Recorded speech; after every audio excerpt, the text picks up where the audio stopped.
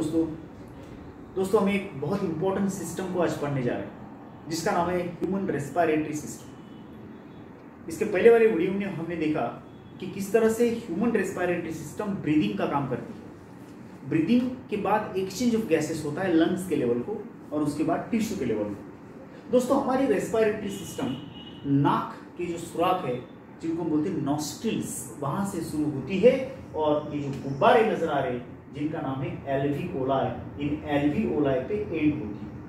इसके बाद gaseous exchange होकर के जो ऑक्सीजन है वो अंदर जाता ब्लड के और CO2 जो है इस एल्विओलस में वापस आता एंड बाहर फेंका जाता। अब हमको ये देखना है ये सिस्टम बनी कैसे है, इसके अलग अलग हिस्से, अलग अलग पार्ट्स कौन से हैं। दोस्तों हमारी रेस्पिरेटरी सिस्टम, ब्रीदिंग सिस्टम जो है उसके अंदर जो पहला ऑर्गन आता है वो है नॉस्ट्रिल्स। नॉस्ट्रिल्स जो है वो कंटिन्यू होते नेजल पैसेज के अंदर। नेजल पैसेज माने नाक के जो दो पाइप है, ये वाले, ये दो पाइप, ये नॉस्ट्रिल्स, फिर ये नॉस्ट्रिल इसके अंदर, ये नॉस्ट्रिल इसके अंदर, दो नेजल पैसेज जो है उनके बीच में पार्टीशन है। और उसके बाद नेजल पैसेज, नॉस्ट्रिल्स माने openings, you know the openings are called as nostrils. यहाँ पे ओपनिंग्स है और ये ओपनिंग जो है वो कंटिन्यू चलते हैं into the nasal passage. Nasal passage जो है वो ओपन होता गले के अंदर।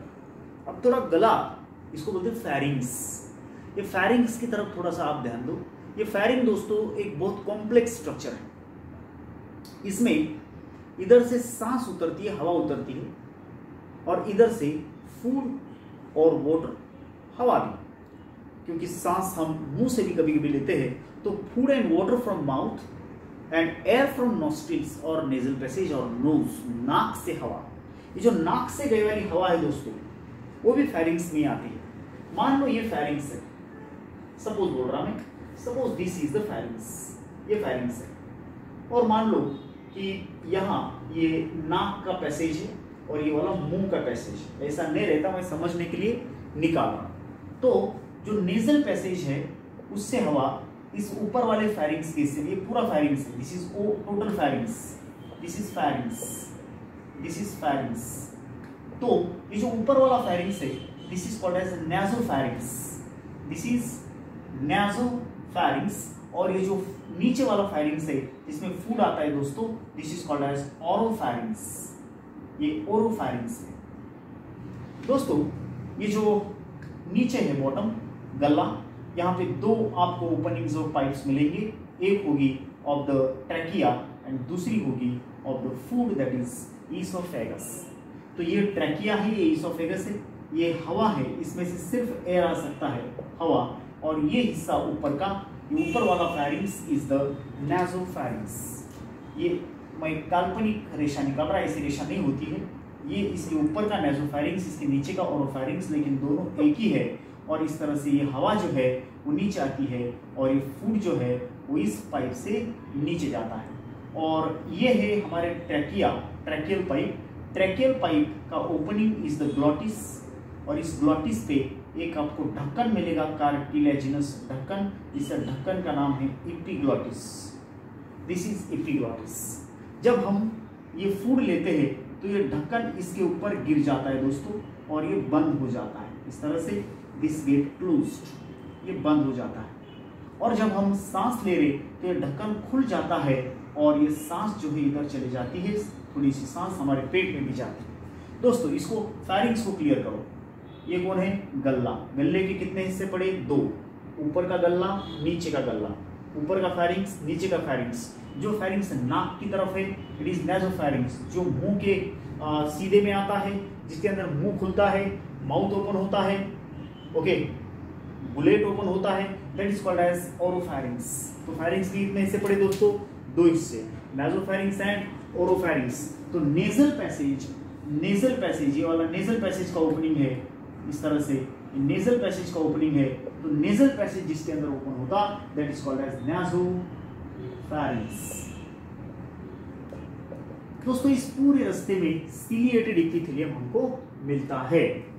उसके बाद नासोफैरिंग्स जो है वो ओपन होता इनटू दिस ग्लॉटिस। ग्लॉटिस कौन है मैं आपको बताता, ग्लॉटिस जो है इस विंड पाइप माने ट्रैकिया, इस ट्रैकिया, ये वाला ट्रैकिया, तो ट्रैकिया का जो ओपनिंग है उसको हम ग्लॉटिस बोलते हैं। एक्चुअली ग्लॉटिस साउंड बॉक्स में ओपन होता है दोस्तों। साउंड बॉक्स का नाम है लैरिंग्स। ये साउंड बॉक्स है, एक एक करके देखेंगे। लैरिंग्स जो है वो ये वाला लैरिंग्स है, दिस इज लैरिंग्स, और लैरिंग्स कंटिन्यू विथ ट्रैकिया। ये ट्रैकियल पाइप शुरू हो गया, ये ट्रैकिया शुरू हो गया। दोस्तों ये जो ट्रैकिया है वो सी शेप्ड कार्टिलेजिनस रिंग से बना है।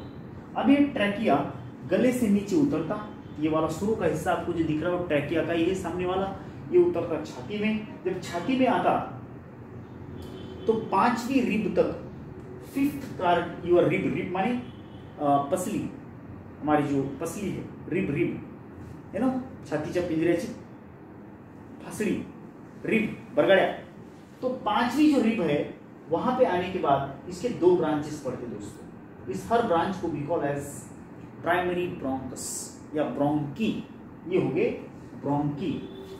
फिर इसके आगे ब्रोंकियल ट्री शुरू होती है दोस्तों, ब्रोंकियल ट्री शुरू होती है।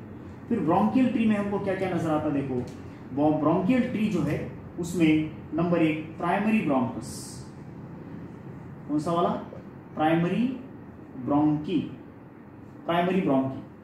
ओके, प्राइमरी ब्रोंकी, ओके, ये 2 प्राइमरी ब्रोंकस कंटिन्यू, ये primary bronchi, okay, primary bronchi continue into secondary bronchi into tertiary bronchi, okay, tertiary bronchi into bronchiole,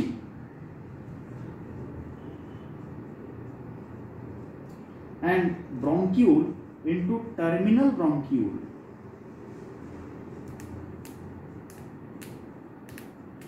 and the last terminal bronchiole into last alveolus। ऐसे करोड़ों crores billions alveoli से बनता आपका lung. जो एक lung है उसके अंदर ऐसे करोर्स ऑफ एल्वियोला है, जिसके अंदर ब्रोंकस का लास्ट एंड आता है। ये ब्रोंकस, ये ट्रैकिया के 2 ब्रांचेस, ब्रोंकी का लास्ट ब्रांच टर्मिनल ब्रोंकी, और ये terminal bronchi ends into this alveolus के आगे रेस्पिरेटरी सिस्टम नहीं जाती, और ऐसे करोड़ ऑफ एल्वियोलाई से लंग बनता है। दोस्तों याद रखना, जो लंग होता है उसमें कॉमन चेंबर नहीं होता, लंग्स के पास कॉमन चेंबर नहीं होता दोस्तों। दोनों लंग्स हमारे चेस्ट केज में है, ये हमारे चेस्ट केज, थोरैक्स जिसको हम बोलेंगे, वो एक एयर टाइट चेंबर है। इस एयर टाइट चेंबर के अंदर जो है वो 2 लंग्स प्रेजेंट है दोस्तों, और ये दोनों लंग्स जो है वो कॉमन स्पेस नहीं बताते। कॉमन स्पेस इसके अंदर ऐसा नहीं जैसा दिख रहा है, ऐसी स्थिति है, माने जब हवा आती है तो इस कॉमन स्पेस में नहीं उतरती, हो ऐसा कॉमन स्पेस में नहीं उतरती दोस्तों। ये हवा ऐसे करोड़ों छोटे छोटे फुग्गे गुब्बारों में डिवाइड होती है, माने हमारा लंग एक गुब्बारा नहीं है बड़ा सा, बल्कि कई करोड़ गुब्बारों का कलेक्शन है। ये बात गलत है कि lungs is like a balloon, no, it is made up of crores of small balloons, a collection of crores of balloons is our lung। और एक चीज मुझे बोलनी है, वो ये है कि दोनों लंग जो है वो प्लूरल मेम्ब्रेन नाम के पर्दे से कवर्ड है दोस्तों। Pleural membrane covers the lungs. 2 pleural membrane है, एक बाहर से है और एक अंदर से है। जो बाहर वाला प्लूरल मेम्ब्रेन है वो थोरैक्स के कांटेक्ट में होगा, और अंदर वाला जो प्लूरल मेम्ब्रेन है वो डायरेक्ट लंग्स को कवर करेगा दोस्तों। Direct it will cover the lungs, इस तरह से it will cover the lungs directly. और बाहर वाला जो है प्लूरल मेम्ब्रेन वो थोरैक्स को टच करेगा, थोरैसिक केज को टच करेगा।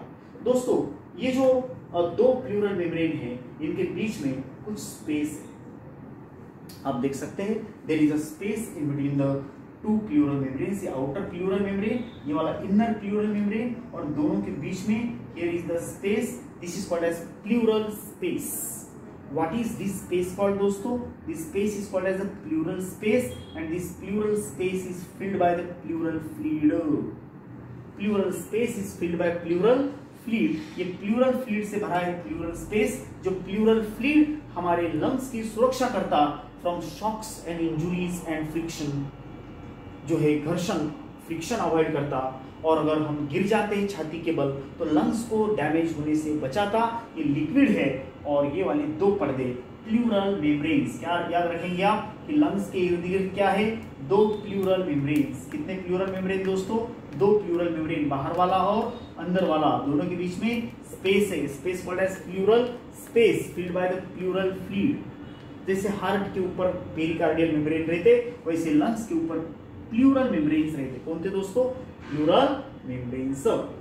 बरोबर। लंग्स जो है वो कॉमन स्पेस नहीं कंटेन करते, बल्कि छोटे छोटे गुब्बारे कंटेन करते हैं। वो एक बड़ा फुग्गा नहीं है, एक बलून नहीं है, बल्कि कई बलून्स का कलेक्शन है। इतना याद रखो, एक बलून नहीं है। Lung is not one balloon. एक बलून बोलेंगे तो हवा एक चेंबर में जाएगी, बल्कि लंग्स में जब हवा जाती है तो करोड़ों चेंबर में बढ़ जाती है। इस तरह से बाहर से पर्दे, ऐसे पर्दे बाहर से, ये बाहर का प्लूरल, ये अंदर वाला प्लूरल, दोनों के बीच में plural space filled by pleural fluid. अब आते हैं हम टोटल सिस्टम की तरफ, लोन से एक से देखते हैं दोस्तों। नॉस्ट्रिल्स, नाक के ओपनिंग्स, उससे हवा जाती नेजल पैसेज के अंदर, ये वाला नेजल पैसेज, उतरती नेजोफैरिंग्स में, फैरिंग्स का ऊपर वाला हिस्सा, जैसे कि मैंने यहाँ पे बताया, ये ऊपर वाला हिस्सा है, नीचे वाला हिस्सा, this called as nasopharynx, this is the oropharynx. Nasopharynx जो है वो ऊपर है, ओरोफैरिंग्स नीचे है। यहाँ से हवा जो है वो इधर ट्रैकिया के अंदर आती है। बरोबर। सो नेजोफैरिंग से ग्लॉटिस में हवा आएगी। ग्लॉटिस ओपनिंग ऑफ ट्रैकिया बोलो या ओपनिंग ऑफ लैरिंग्स बोलो, साउंड बॉक्स का ओपनिंग, ये साउंड बॉक्स है, this is sound box, this is called as Adam's apple. तो ये जो ग्लॉटिस है वो ग्लॉटिस के बरोबर, ग्लॉटिस ओपनिंग का नाम, ग्लॉटिस के ऊपर एक ढक्कन है, इसका नाम है एपिग्लॉटिस। जब हम बात करते हैं या सांस लेते हैं ये ढक्कन खुल जाता है। जब हम पानी पीते हैं और कुछ खाते हैं ये ढक्कन बंद हो जाता है। क्यों? ये अगर बंद हुआ तो फिर जो अनाज है हम इधर से खा रहे या पानी पी रहे वो सीधा जाएगा किधर? ईसोफेगस के अंदर। अगर ये भी खुला है और ये ईसोफेगस तो हमेशा खुला ही रहता है, तो ये भी खुला है, तो कुछ अनाज के पार्टिकल इधर अगर चले गए तो हमें खांसी आती है, एकदम अचानक से खांसी आती है, मराठीमध्ये आम्ही त्याला ठसका म्हणतो। याचं कारण हे इपिग्लॉटिस उघडलेलं आहे, ग्लॉटिसचं झाकण उघडलेलं आहे, त्याच्यामुळे ग्लॉटिस ओपन झालं आणि काही अन्नाचे कण आणि पाणी जे आहे ते मध्ये गेलं, तर या इस सांस के पाइप के अंदर सिर्फ जो है वो सांस जाएगी, हवा जाएगी, पानी और अनाज नहीं जाएगा। अगर आता है तो इसको जोर से बाहर फेंका जाता है। बारीक बारीक सीलिया भी होते, सीलिएटेड एपिथेलियम होता है इसके अंदर से। तो ये ग्लॉटिस, सुराख का नाम ग्लॉटिस, ढक्कन का नाम एपिग्लॉटिस, सांस लेते समय खुल जाता, बात करते समय खुल जाता, पानी पीते समय, खाना खाते समय बंद होता। एपिग्लॉटिस ग्लॉटिस को बंद करता है। ये ओपनिंग का नाम है ट्रैकियल ओपनिंग। इसके बाद आता है ट्रैकिया के ऊपर का दूसरा पार्ट, इट इज लैरिंग्स। लैरिंग्स माने साउंड बॉक्स, इसके अंदर वोकल कॉर्ड्स होते हैं। लैरिंग जो है वो ट्रैकिया के ऊपर है और वो कार्टिलेजिनस है, कार्टिलेजेस से बना है। इसके 6 कार्टिलेजेस होते हैं दोस्तों।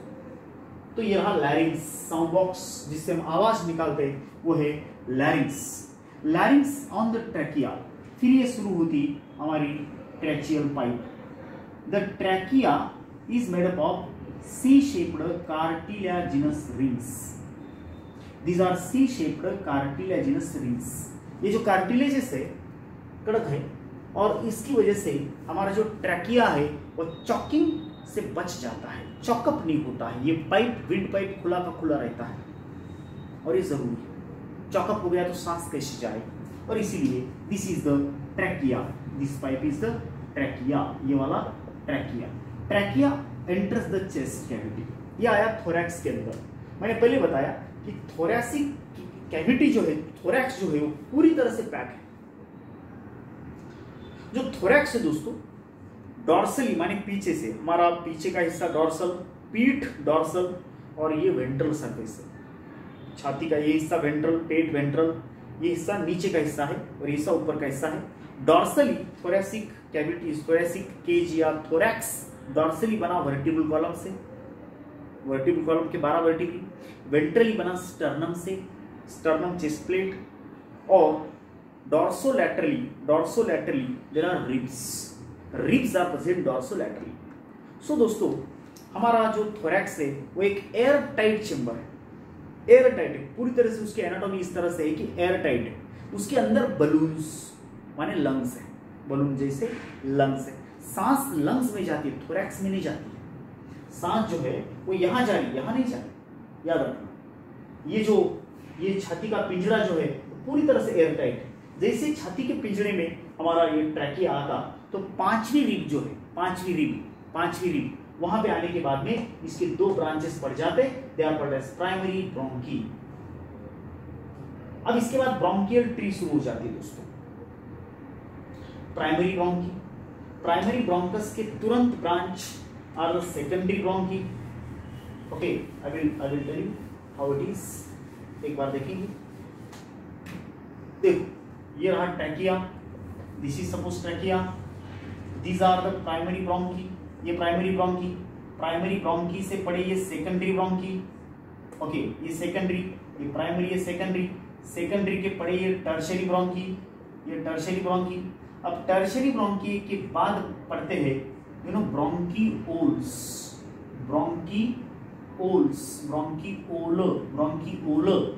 ब्रोंकीओल्स जो है वहां आपको थोड़ा सा ध्यान देना है। ये रहे ब्रोंकीओल्स, ठीक है। ब्रोंकीओल का लास्ट एंड और ब्रांच हो जाता, and this ends into bronchiole का last part ends, it is called as terminal bronchiole into the alveolus. ये alveolus, what is this? Alveolus, और इसका नाम है टर्मिनल ब्रोंकीओल। एक बार देखो, this is trachea, this is primary bronchus, this is secondary bronchus, you know primary, ये secondary, ये tertiary bronchus। देखो मैं क्या निकाल रहा, cartilaginous rings निकाल रहा।